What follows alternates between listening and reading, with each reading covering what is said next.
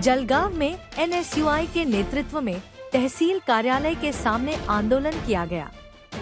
महाविद्यालयीन विद्यार्थियों को शिष्यवृत्ति नहीं मिलने से उन्हें आगे की पढ़ाई के लिए परेशानी हो रही है।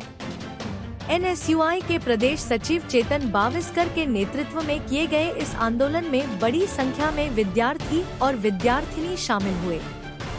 आंदोलन के दौरान लाडका भाऊ, लाडकी बहीण यासारखी लाडका विद्यार्थी ही योजना कधी होणार जैसे नारे लगाए गए।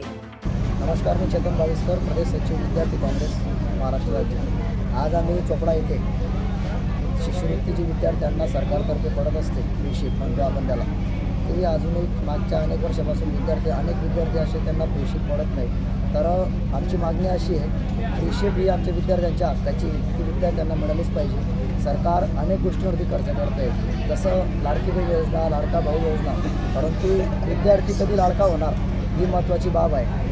विद्यार्थी जर लाडका झाला तर भविष्यात या अशा योजनाची, लाडकी बहीण योजना, लाडका भाऊ योजना या योजनांची गरज पडणार नाही जनतेला।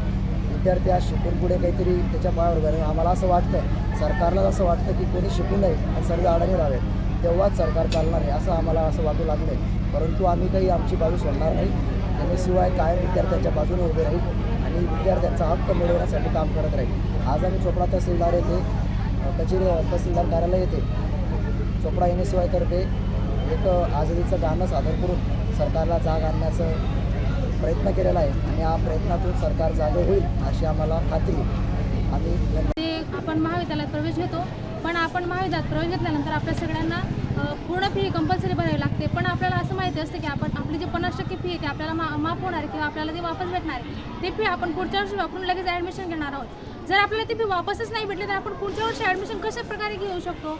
आपल्या पालकांना त्याचं टेन्शन येतं। जसं की आपल्याला एका ठिकाणचं माहीत पडलं की त्या विद्यार्थ्याची शिष्यवृत्ती वापस आली नाही, म्हणून त्याला पुढच्या वर्षी ॲडमिशन घेता आलं नाही, म्हणून त्याने आत्महत्या केली। मित्रांनो, अशा घटना आपल्याला ऐकायला भेटत आहेत, माहिती पडत आहेत। तर ही जी बाब ही प्रत्येक विद्यार्थ्यासोबत होऊ नये यासाठी आम्ही आज हा प्रयत्न करत आहोत। आम्हाला वाटतं की ज्यांनी म्हणजे विद्यार्थ्यांनी पुढे जाण्यासाठी शिक्षण हे खूप गरजेचं आहे। जसं लाडका भाऊ, लाडकी बहीण योजना आणत आहेत, जर ही योजना न आणता जर लाडका विद्यार्थी योजना आणली तर विद्यार्थी हा शिकून मोठा होईल, तो एक चांगला तर कोणत्या तरी एका चांगल्या पदावर जाईल आणि त्याच्या आईवडिलांचं तो चांगल्या प्रकारे संगोपन करू शकतो। म्हणजे लाडका भाऊ किंवा लाडकी बहीण योजनेची अजिबात गरज पडणार नाही।